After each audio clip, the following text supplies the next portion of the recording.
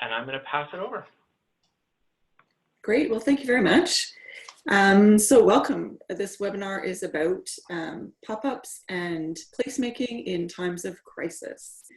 We wanted to start a conversation about what we see as the gaps in public realm infrastructure right now, which everybody I'm sure has noticed.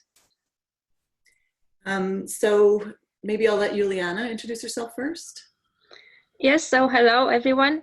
I'm Juliana Morar. I was born and raised in Romania and called Canada my home for the past 21 years. 8 years ago, I've discovered my passion for urban design, and I was really fascinated by the role that the public realm plays in the social infrastructure in particular, especially in northern environments and isolated communities. I studied landscape architecture at the University of Calgary, and since 2017, I've been a creative professional at Northern Lands Studio, working with amazing clients and mentors on projects in Calgary, Northern Alberta, BC, and Iqaluit, Nunavut. It's too early, really too early in my career to say that I'm specialized in something in a particular area. However, for me, I have no doubt that my curiosity leads me to the complex dynamics between the public realms and social issues. And as you might know me, when I'm not working, I spend way too much time daydreaming and hanging out with my dog, Sam. So that's me in a nutshell. Thanks, Juliana. And my name is Jennifer Koppa. I graduated from the University of Calgary last year, so I am an intern and getting ready to take my exams. I'm also pursuing a certificate in reclamation from the University of Victoria online. And I'm working at 818 Studio here in Calgary. So I just wanted to start off by identifying a few of the things that we do as landscape architecture professionals.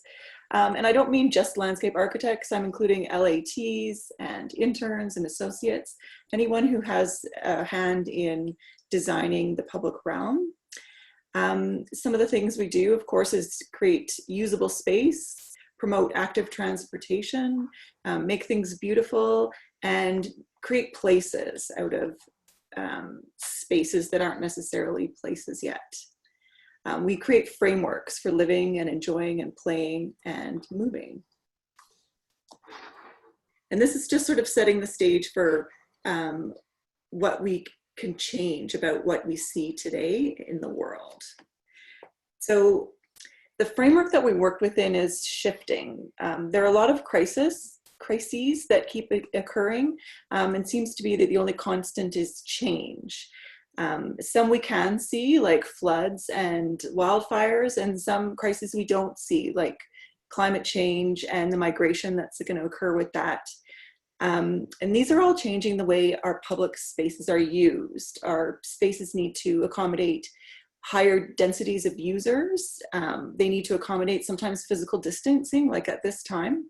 They need to be more resilient for uses as well as for climate change. And I'm just talking here about things that we see in Alberta. If we were to include the world, we would also, some of the shifting conditions include tsunamis and earthquakes, and those would bring different needs for public spaces, but similar needs in that these spaces really need to respond and be flexible. And something that's come out recently is the role that public spaces play in stress relieving for first responders and people who are isolating, because that really is their only break to get out and interact at a distance with others and enjoy nature and get really calm. And so now Juliana will take over.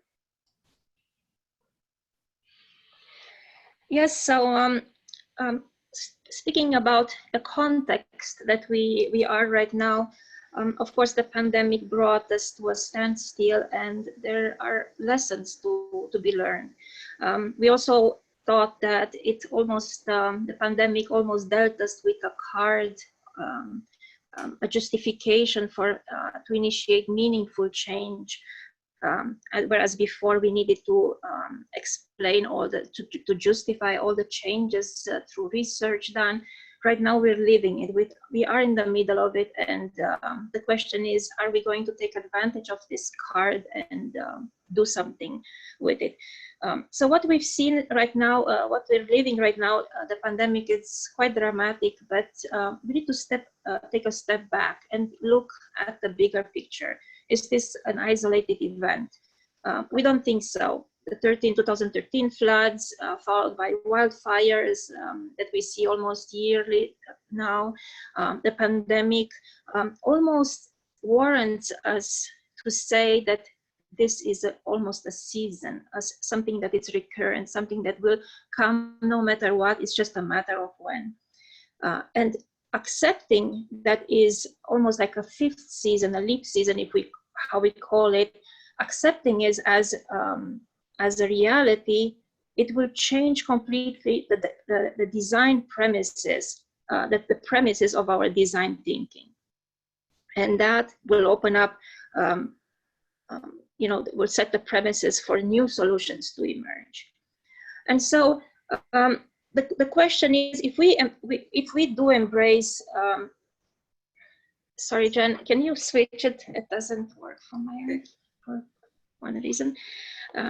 Sorry about that. So once we embrace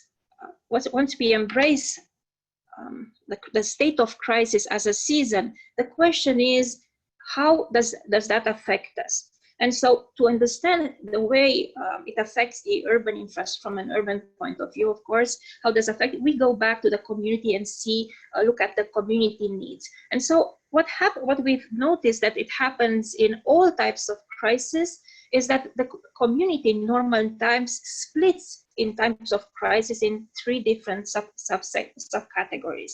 One is the community that enters in a state of crisis, but the other two subsegments of the population are the community at risk, which we can consider displaced people during wildfires or floods, or long-term, what we see right now in long-term care facilities, and the first responders. So the community is not the same anymore, although it might look. And what happened is that the role that the public social infrastructure plays in normal times, that it's usually a support system, expands to include the relief support. So the role changes that in this time of crisis. So let's have a closer look at how that mechanism works.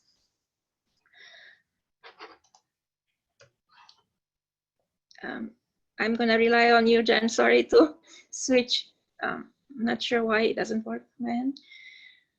And so we know that the main needs the public infrastructure plays in normal times are to support socialization, to ensure connectivity, to support us in an active lifestyle, and maybe secondary, it's to create an environment for mental health and stress relief. But what's happening in a state of crisis is that a new set of constraints is introduced. We can easily think about during wildfires, we couldn't go outside, or we were encouraged not to run because of the smoke. We know for a fact the consequences we are living the consequences of the pandemic.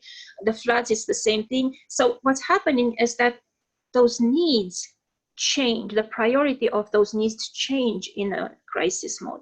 And for instance, socialization may be important, but it's not our first on top of our minds. It's maybe the surviving mode. We go into a survival mode. The connectivity falls a bit short. Active lifestyle, it is important, but it has the steps. We have seen that set of constraints preventing us. But what does become important is the role of supporting mental health and coping with stress and stress relief. And so our needs shifted in the state of crisis. And so the question is, how did the existing public infrastructure responded to that? Is that how is that? Sorry, has that supported us in our new needs? And Jen? Okay, sorry. And so obvious things we've seen in terms of narrow sidewalks, but there are many more other consequences that we've seen and shortcomings in the systems. We have seen how neglected back lanes and secondary back lanes could not take the extra pedestrian traffic. We have seen overcrowded, all of a sudden overcrowded dog parks. We've seen so many people and not enough parks to accommodate space, physical distancing. We've seen a lack of public Wi-Fi to support our, or even personal Wi-Fi bandwidth to support our work from home accommodation. But we've seen other things. For instance, the walk shed, our walk shed increased. Will that stay the same after COVID? We don't know, but it definitely increased. The structure of the pedestrian people changed, whereas before we've seen a lot of people, single people or in groups of 2 walking, and very rarely, maybe during the weekend, entire families. Right now we've seen more families, we've seen more couples walking. So the structure of the unit of the pedestrians changed, and all that affected our infrastructure. But what about the other 2 subsegments of the population that stand out during a crisis, the population at risk and the first responders? Are they supported with the current public infrastructure? Is there something in place that will help them with their main needs that right now are stress relief and mental health support to cope with these long hours and intense workload that they have? To our knowledge, there's nothing in place right now. And so the question is there something that we as a profession can do for that? And we think we can and we should. For example, if we do small interventions, punctual intervention in a tactical placemaking way for first responders, we will support them to have a sustainable long periods of work time to diminish their anxiety and stress and contribute to their overall well-being. It is important that these 2 subsegments of the population are supported, and landscape architecture can become that support system, almost an essential, secondary essential service to the community. And so we do have all the tools to do that. We do have all the knowledge to do that. And the only question is, are we going to act? Can we act? Can we act in a proactive way, in a proactive manner, step up and say, we can help. We know how, we know you need that, we can help. And so we have these choices. Should we act on short-term interventions through tactical urbanism at a wider urban scale, through shelter setup, to tactical placemaking? And when I say that, I'm talking about pop-up and pop-up parks, and we can do pop-up forests, something that is extremely dynamic and extremely punctual.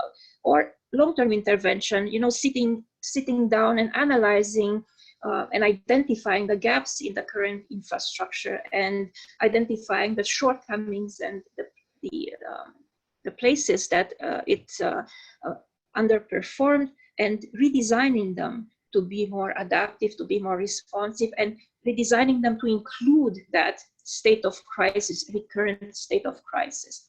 And we cannot stop there. We cannot stop by designing and having ideas. We need to move them into proposing new policy and making sure that the policy is in place and that this intervention become a reliable instrument in the new state of crisis.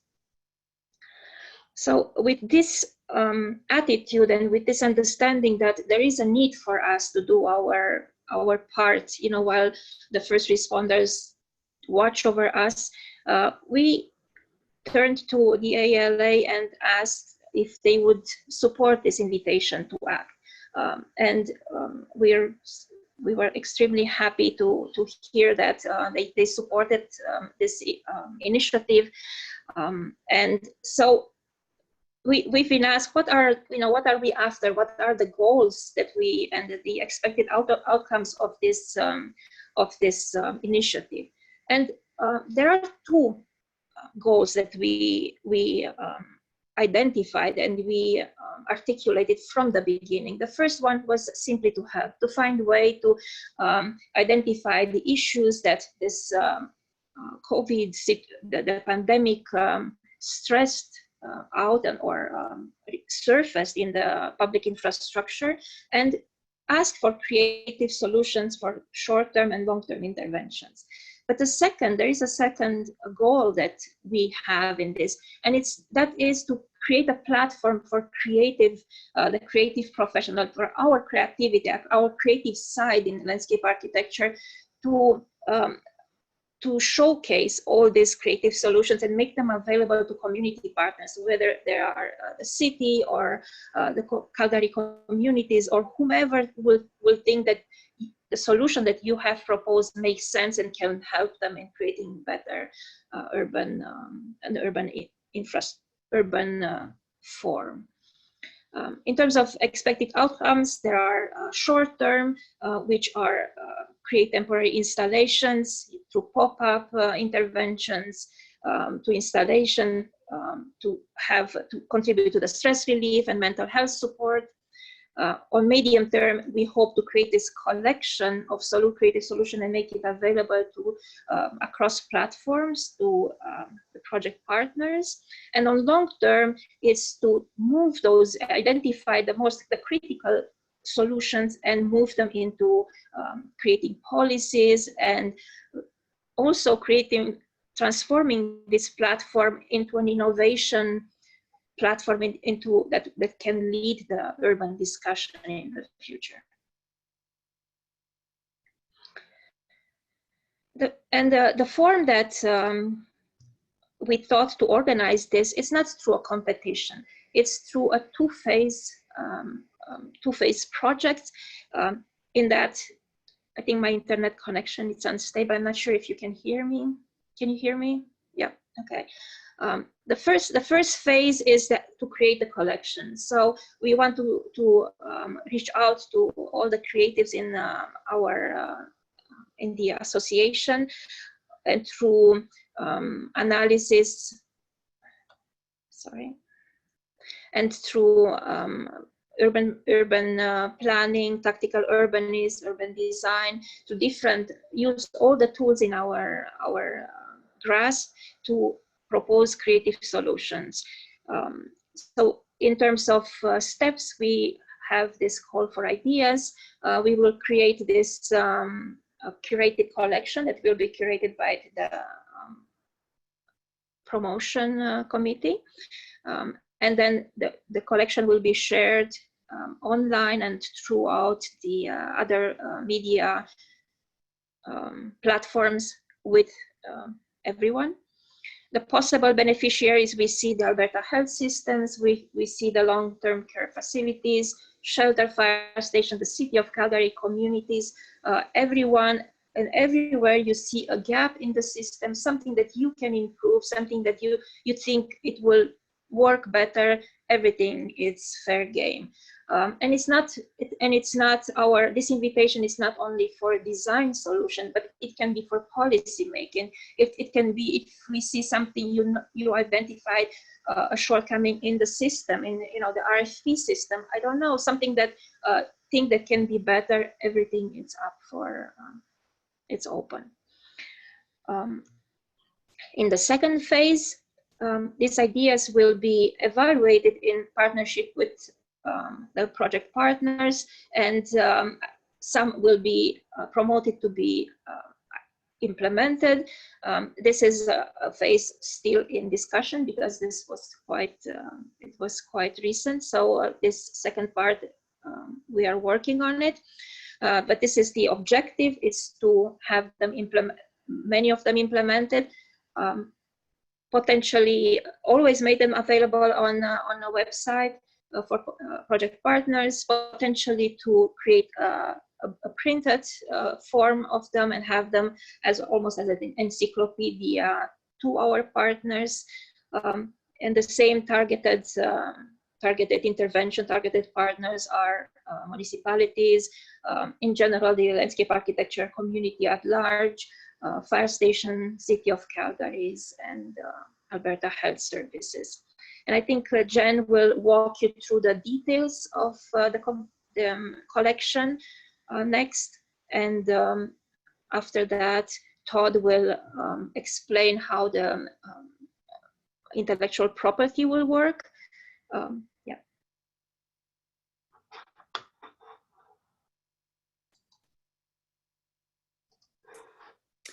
The invitation to act is open to all AALA members. We think that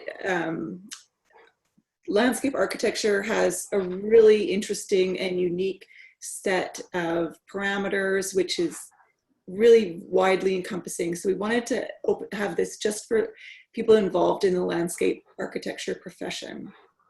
You can submit as an individual, as a group of individual, or as part of a company, or a team of companies. As Todd's going to mention later, any work that you do on your work computer is actually the property of your employer. So if you're going to submit independently, please make sure you do it from your home, although not your work office at home, home office.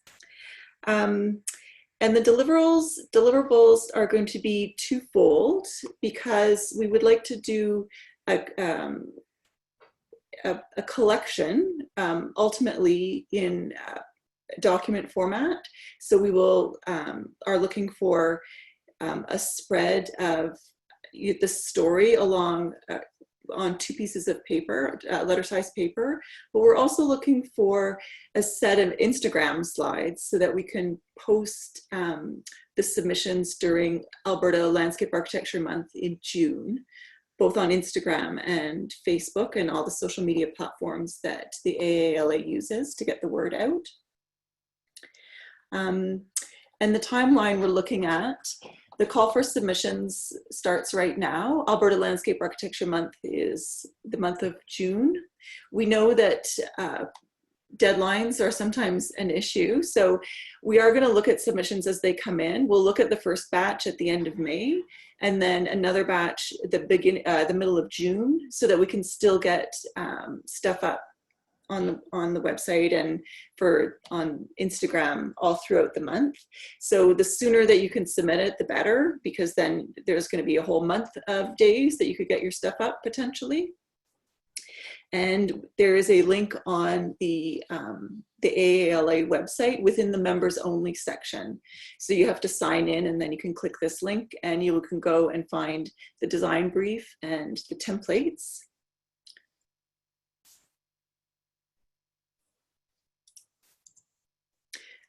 So this is the design brief. I'm not going to read this right now, but I will go to the deliverables. So the first deliverable is the spread that we will be able to use in a document, ultimately in a document and on a web page.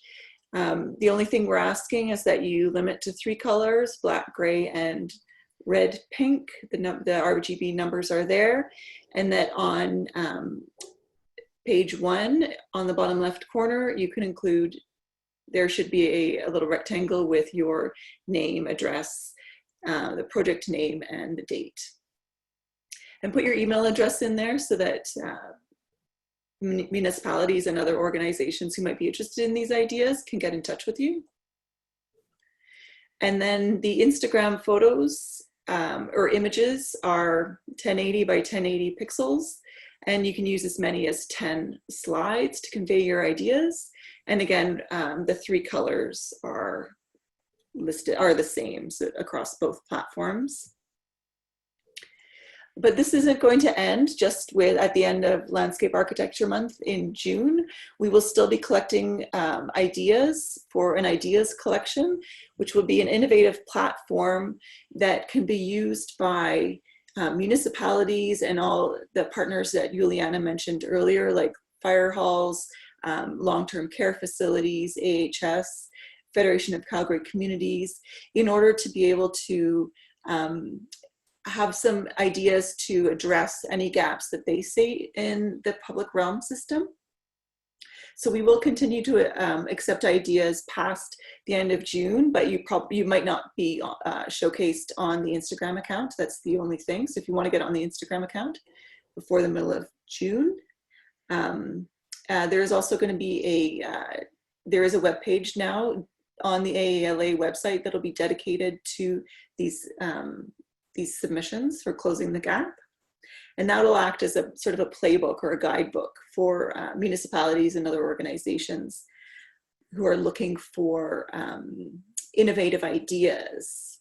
Because perhaps we can even become part of an emergency response budget. So if municipality sees that from this, what we're going through now, that they're going to need these pop-ups or demonstrations in order to provide stress relief for first responders, maybe they can incorporate this into their emergency management planning for next time or into their mental health budgets. So what we wanted to do today is start the conversation. I'm going to open up all of the microphones and videos on. It's a small group. We have some questions on this slide to spark some ideas, and are interested in your observations of what you have seen during the COVID crisis, and how perhaps landscape architecture can have a role in addressing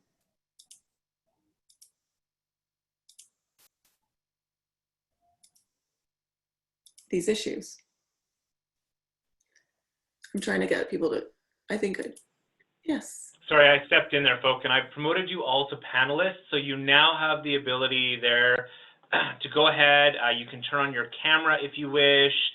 You have the ability to unmute yourself if you have a question or a comment or you want to engage. The system will now allow you to use the full interactive capabilities. So feel free to, if you have a question or a thought or want to jump in here, now would be a good time to switch on your camera and unmute yourself if you're speaking. And yeah, all set. So something that Juliana mentioned is that pedestrians are using the public realm in a different way now. Families are going out for walks as opposed to just, you see one person. I live right next to a grocery store, and as soon as everybody was at home, everybody went shopping in twos. It was no longer just one person walking down the road every so often, but couples all the time. I thought that was interesting. And there are a lot of bike riders now too in my neighborhood. Apparently they run out of bikes at Canadian Tires. Really? Yeah. So I think one of the questions is, it says that it takes 30 days to get a new habit, right? And so my curiosity is, will some of these habits, longer sidewalks, larger groups, having that stroll with the family, will that last, or will we go back to our long hours work and let daycare in charge of our family, so of our kids? So I'm really curious about that. But the question, I think, is, do we need larger sidewalks, or do we need sidewalks that expand and shrink? So these are questions that we need to think about in a very serious way. We see that this changing come and go, trends come and go, our interests change so much because of technology. And so how my preoccupation, my thinking goes, how can we imagine infrastructures around us that are responsive and that are adaptable to that? So these are some questions that we open questions that we would like people to think about.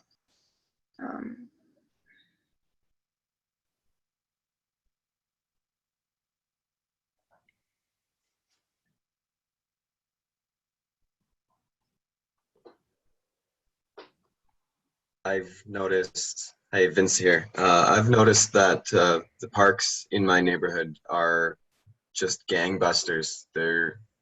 There's always people in the park now, no matter what time of day. And you see a lot of people who probably weren't avid park goers that are now out for walks, like Jennifer mentioned, in pairs and small groups with their family. And I think as much as landscape architects, we love to see that these green infrastructures in their full glory. I think it'd be a little bit wishful thinking if we expect them to retain that high usership once people start returning to work full time. But I think that this time is very much like a proving ground for how valuable these assets are. And I think we can point to this period of time and say, look how vital these assets were when everybody was down in the doldrums and didn't know what else to do with themselves. Look at where they went and what they did and how they found, their humanity in dire times. Absolutely. And there are underprivileged neighborhoods. I can think of Manchester. I'm starting some work in Manchester in a park there. So people that live in high rises or in apartment buildings, they don't have the same access to parks. We have this stat that everybody lives 10 minutes within a 10 minutes walk radius from a park. But is that the case for everyone, or is this just for in some privileged neighborhoods? I think a lot of questions came up during this crisis, and I think it's extremely important that we analyze, we sit down and look what's happening, and also expand this mental exercise to other crises to see the common patterns that happen. Yeah, green privilege, absolutely.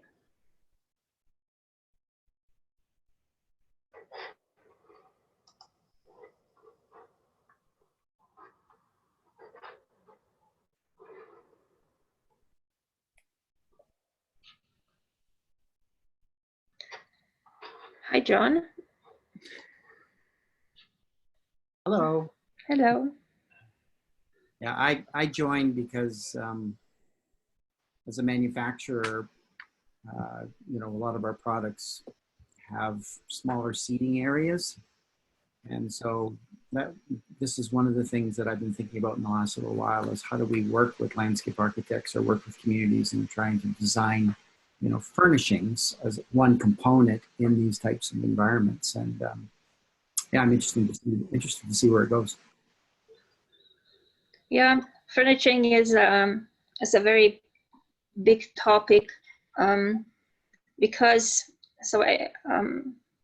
furnishing is directly related to the sense of belonging.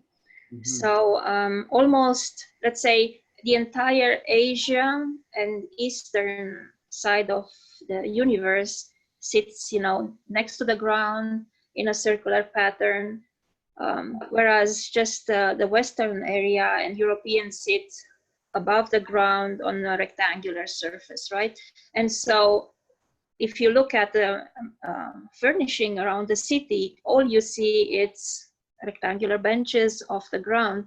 And so when we think about creating a sense of belonging and being entirely inclusive, we need to expand the vocabulary, the built environment vocabulary to look at how other people live, and can we expand it from our pattern, Western pattern, to include their pattern. Maybe right now I'm working in Manchester. We want to incorporate some of that alternative furniture that it's circular, so kind of inviting. Even we see the circular pattern in the First Nations, right? So it's not something that we invented, but we just overlooked it because I think what we were, it's on almost an automatic, automated pattern. So we didn't have time to stop and think, is there something else out there that we're not doing? You know, and so this time it's a time to reflect that and see, can we be more more inclusive with, the furniture for once. Yeah, we've actually noticed that at the manufacturing level, requests in probably the last 2 years for furnishings that were circular. Yeah.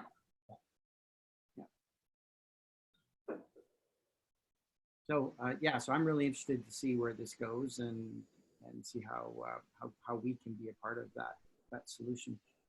Yeah, thank you.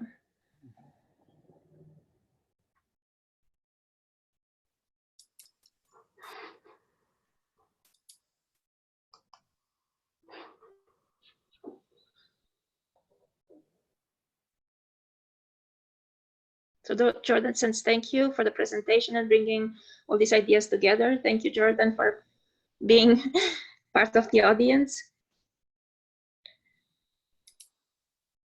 No problem, you don't have a microphone.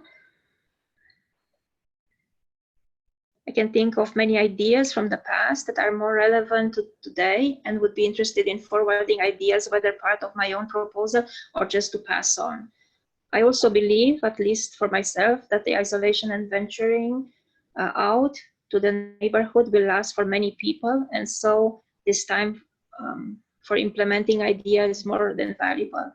It's true. And I think we do have in our profession two sides. We have the creative side and the production side, the analytical side. And the creativity cannot be turned off. It can be pointed towards a project or another, but it cannot be turned off. And so you walk down the street, you see something, you automatically think, oh, I can do better than that. I have a solution. But the problem is that, that thinking may or may not make its way into a project, because everybody works on a limited number of projects.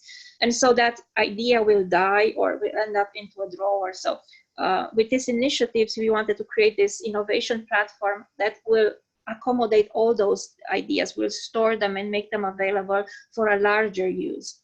And so to use that creativity as a collection for innovation, as a starting point for innovation. So we encourage you to submit them. It's important to identify the problem that you are responding to, that you have identified, the way you respond to it, and then articulate it in a visual manner as a solution, as a creative solution. What I think the partners will expect is down to earth, very practical solutions that can be implemented, that are responding to some dire needs that especially now have surfaced. I think this is, I suppose this will be something that they were looking for. Thank you, Jordan.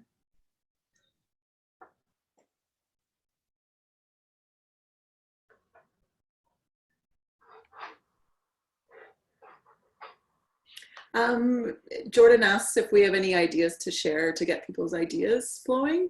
A pop-up forest for first responders to I guess walk from like the hospital doors to the street could be an idea. Walking through the forest, or like a maze, a labyrinth, through where you all walk the same ways. You're not contaminating. You're not getting very close to other people going the other way.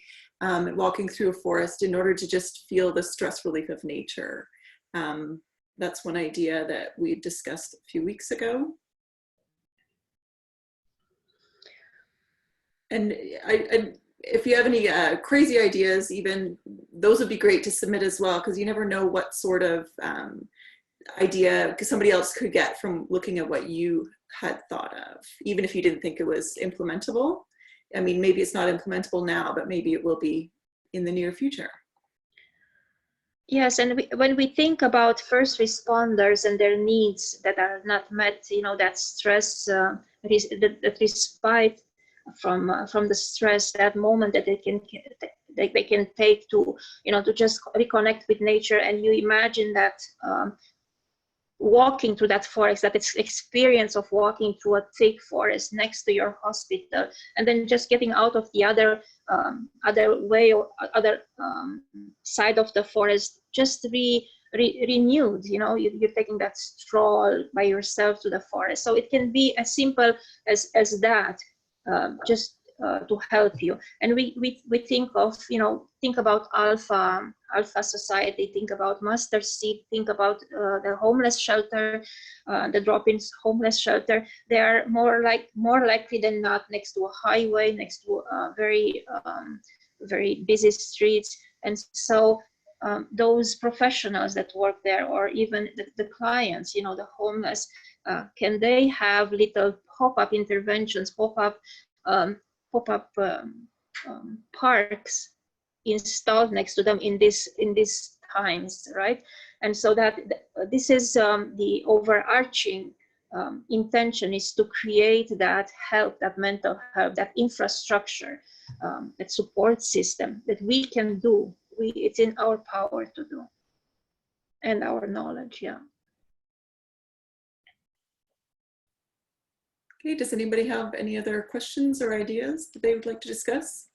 My big question is, where did all the dogs come from? Like, there are so many dogs running around now.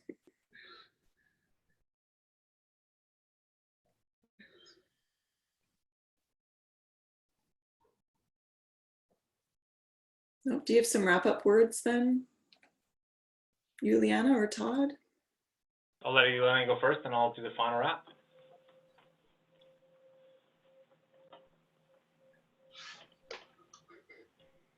Hearing none.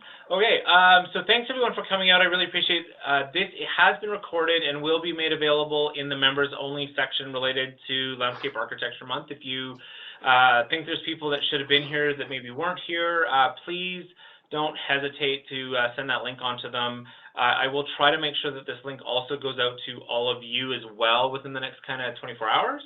But we look forward to really receiving your submissions. As Lady said, we will be posting them on the website, and they will be going and being promoted throughout Landscape Architecture Month in June. And we are sort of investigating some partnerships to see if we can have some of these concepts built. I can tell you that one of the areas that we were getting some interaction on is perhaps thinking towards Parking Day, and whether there is something that could be aligned with that project in September that would fit the build criteria for that as well. So I do hope that you'll share this project and get in some submissions, and keep an eye on those pages. As they come in, we will post them, and that'll probably start to build some ideas, and it'll percolate further. But thanks so much to Jennifer and Juliana for bringing this forward, and I know the board is going to have a kind of a more detailed look at it again in June, so hopefully we have some submissions in to look more closely at. And like I say, there is some partnerships developing with a few municipalities, and there may be more opportunities to have that opportunity to have some stuff built. And I just saw a note from Jordan about maybe there could be some future alignment with Truth and Reconciliation projects, which is a great idea. So thanks again for everyone. We appreciate your participation. I'm going to end the recording now, but we'll stay on for a few minutes in case some last-minute ideas percolate. And again, thanks to everyone who participated, and to Jennifer and Juliana for getting involved. Don't forget to apply this to your CE record so you get your PDU for attending. Have a great day, and we will be in touch soon. Thanks.